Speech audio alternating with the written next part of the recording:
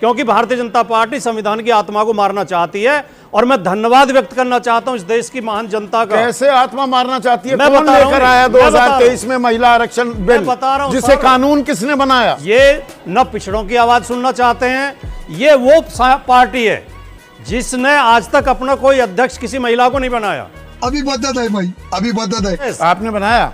इनका जो मातृ संगठन है। आप तो छोड़िए महिला की बात, आपके परिवार से, एक परिवार से अलावा कोई अध्यक्ष ही नहीं बन पाता आपकी पार्टी का। मैं क्या बात कर रहे तो महिलाओं को मिले ना मिले, आपको अपनी राजनीति चमकानी है।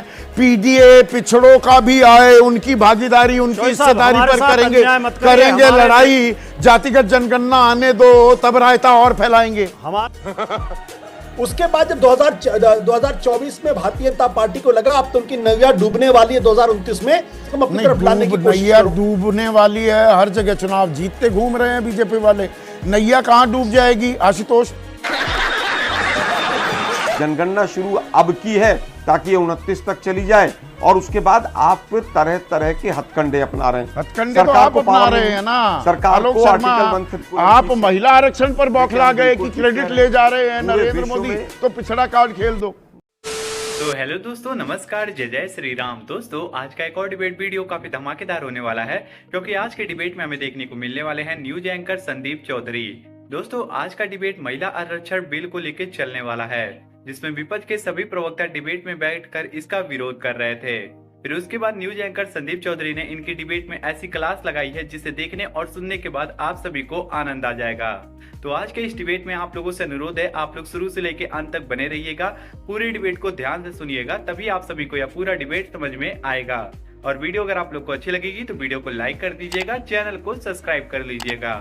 आइए आज की शानदार डिबेट को स्टार्ट करके देखते हैं। चलिए शुरू करते हैं।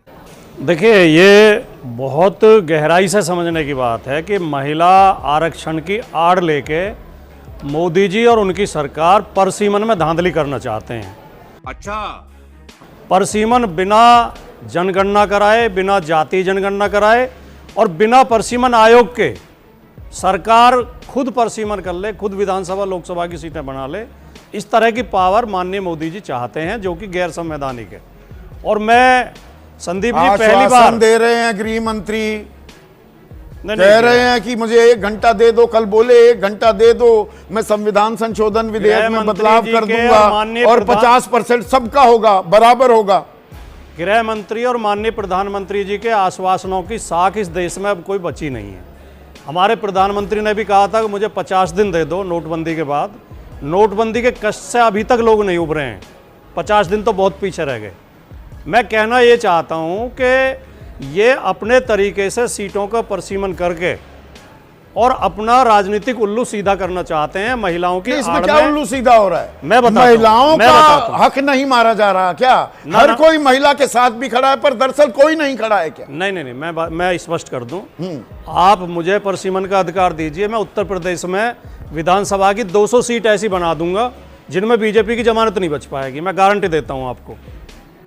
भाई साहब कुछ ज्यादा नहीं हो गया ये? मतलब कुछ भी 200 सीट ऐसी बना दूंगा मैं। जेरीमैंडरिंग कह रहे हैं आप जी? जेरीमैंडरिंग अंग्रेजी में जिसे कहते हैं कि ये लोग सुविधा अनुसार इस तरह से बदल दो विधानसभाओं को या लोकसभाओं को, जो आदरणीय केसी त्यागी जी ने कहा, मैं पहली बात उनकी बात से असहमत हो रहा हूं।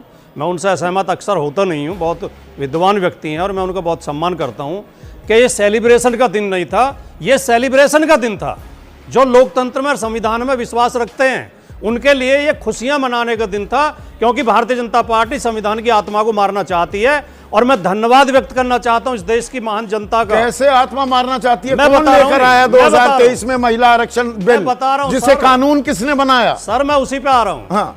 अगर देश की जनता ने 240 पे बीजेपी को न पहुंचाया होता 2024 में, अगर इनका सपना अब की बार 400 पार का सपना पूरा हो गया होता, तो ये संविधान संशोधन को पास करा ले जाते और इससे देश का लोकतंत्र की आत्मा मर जाती।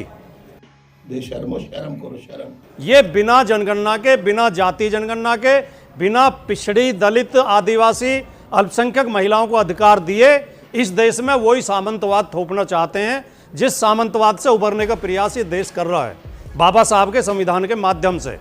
ये न पिछड़ों की आवाज़ सुनना चाहते हैं, ये वो पार्टी है जिसने आज तक अपना कोई अध्यक्ष किसी महिला को नहीं बनाया। ये इनका मातृ संगठन आरएसएस आपने बनाया, इनका जो मातृ संगठन है। आप नहीं, तो हम तो छोड़िए एक महिला प्रदेश की की बात, पार्टी। आपके परिवार से, एक परिवार से अलावा कोई अध्यक्ष ही नहीं बन पाता मैं आपकी पार्टी का। मैं स्वीकार करता हूं, हम एक क्षेत्रीय पार्टी हैं, प्रदेशी पार्टी हैं।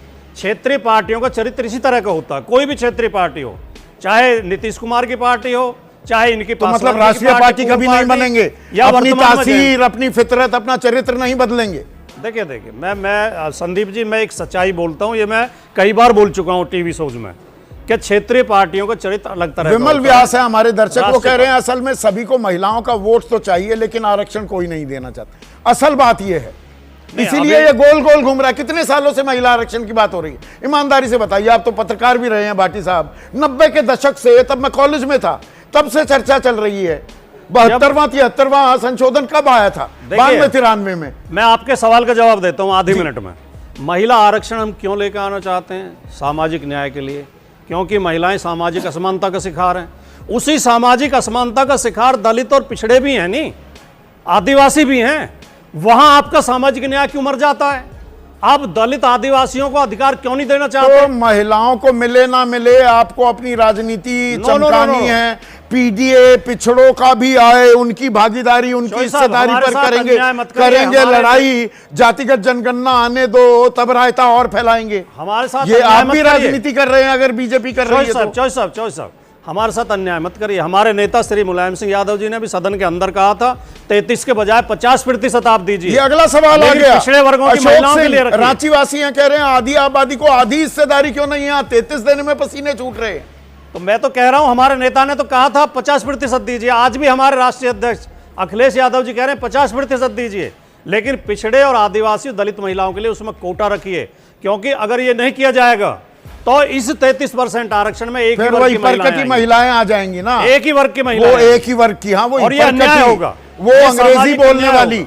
यही तो 2011-12 में और क्या चर्चा हुई थी संसद में, आप भी साक्षी हैं, मैं भी हूं। अभी जवान जो लोग हैं जेनजी वाले, उनको तो पता नहीं होगा कि ये भी हुआ है। नहीं तो ये होना चाहिए। सामाजिक न्याय अगर आप चाहते हैं तो जाति के नाम पे आप सामाजिक न्याय के क्यों विरोध में हो जाते हैं?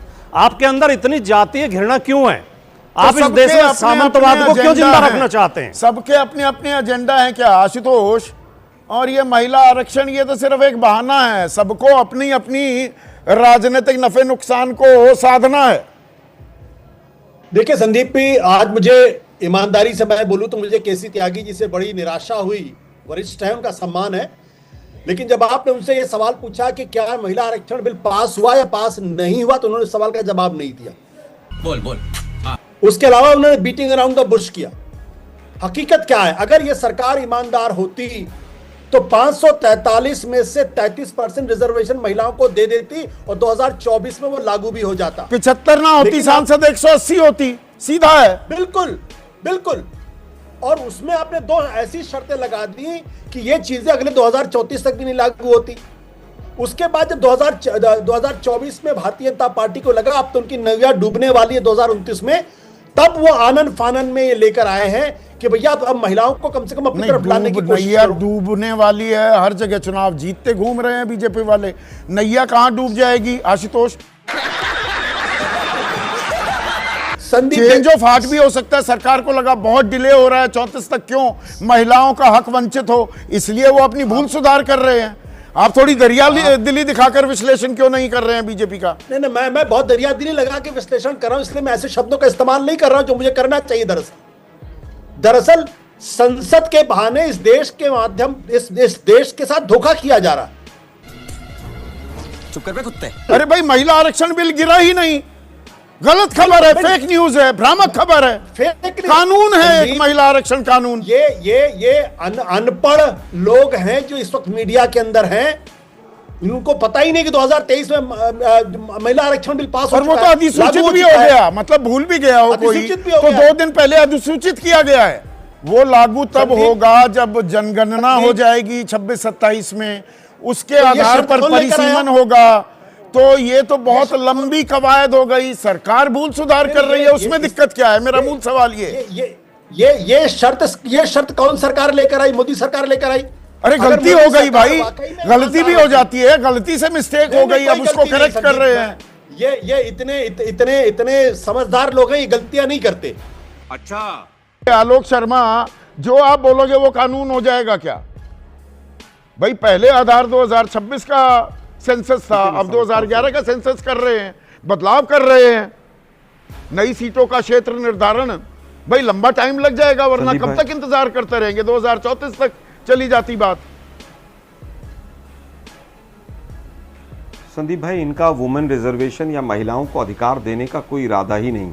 जिन लोगों ने 73वें और 74वें संशोधन में इनके सांसदों ने विपरीत वोट डाले हों, विपक्ष में वोट डाले हों, आज वो 21 साल, 20 साल, 27 साल की बात करते हैं, बड़ा दुर्भाग्य।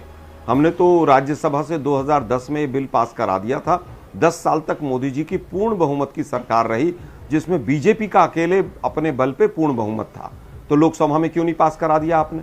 आपकी नीयत बिल्कुल नहीं थी, नीयत में भी खोट है और पूरी तरह से कराया 2023 में पास नहीं कराया। जिस तरह से आप महिला आरक्षण, देखिए भाई, मैं फिर कह रहा हूं कि 2023 में भी बदनीयती के साथ इन्होंने पास कराया।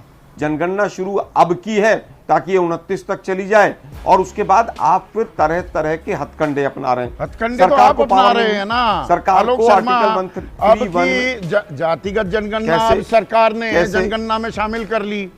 पहले आप उसको एक बड़ा मुद्दा बना रहे थे, आप मतलब आपके नेता राहुल गांधी। अब वो होने दीजिए जातिगत जनगणना। इतने अगर अब आप कह रहे हैं जातिगत जनगणना होती तो पिछड़ों के लिए भी परिसीमन में अधिकार होना चाहिए। पिछड़ों के लिए कब से आरक्षित हुई हैं सीटें? देखिए बिल्कुल आप महिला आरक्षण पर बौखला गए कि क्रेडिट ले जा रहे हैं नरेंद्र मोदी, तो पिछड़ा कार्ड खेल दो। ये बड़ी अच्छी बात कही आप। मैं वही कह रहा हूं कि इनको सरकार को ही नहीं पता कितनी सीटें होंगी। मैं वही कह रहा हूं, सरकार को यही नहीं पता। पर सीटें बढ़ जाए तो उसमें दिक्कत क्या थी? बराबर सीटें बढ़ रही हैं। आपने भी तो दुनिया भर की भ्रम फैलाया जी, यूपी की 140 हो जाएंगी, वो करना, वो जो जी तमिलनाडु की 39 से 50 51 ही होंगी, उनकी 60 होनी चाहिए। कर दिया गृह मंत्री ने साफ, सबकी 50% बढ़ेंगी। और मैं फिर से संकल्प सरकार का बताता हूं कि धर्म के आधार पर मुस्लिमों को किसी भी प्रकार का आरक्षण गैर संवैधानिक है, इसका सवाल ही पैदा नहीं होता है। दोस्तों, आज का ये डिबेट यहीं पे खत्म हो चुका है। उम्मीद करता हूँ आप सभी को ये डिबेट पसंद आया होगा। तो आज के इस डिबेट के बारे में और विपक्ष के प्रवक्ताओं के बारे में आप सभी का क्या राय है? आप लोग अपनी राय वीडियो के कमेंट बॉक्स में हमें जरूर बताइएगा। और हाँ दोस्तों, अगर आज की ये डिबेट आप सभी को अच्छा लगा है तो वीडियो को हमारे लाइक कर दीजिए और चैनल को आप लोग हमारे सब्सक्राइब कर लीजिए, क्योंकि आप सभी लोगों को चैनल सब्सक्राइब करने पर ऐसी शानदार डिबेट देखने को मिलती रहेगी। और आप लोगों से एक छोटा सा रिक्वेस्ट है, आप लोग इस वीडियो को ज्यादा से ज्यादा मात्रा में शेयर कर दीजिए ताकि सब तक ये वीडियो पहुंचे और सब लोग इस वीडियो को देख सकें। आप सभी लोगों से जल्दी मुलाकात करेंगे एक और धमाकेदार डिबेट के साथ। तब तक के लिए आप लोग अपना और अपने प्यारे परिवार का ध्यान रखिए। जय हिंद, जय भारत, वंदे मातरम, जय जय श्री राम।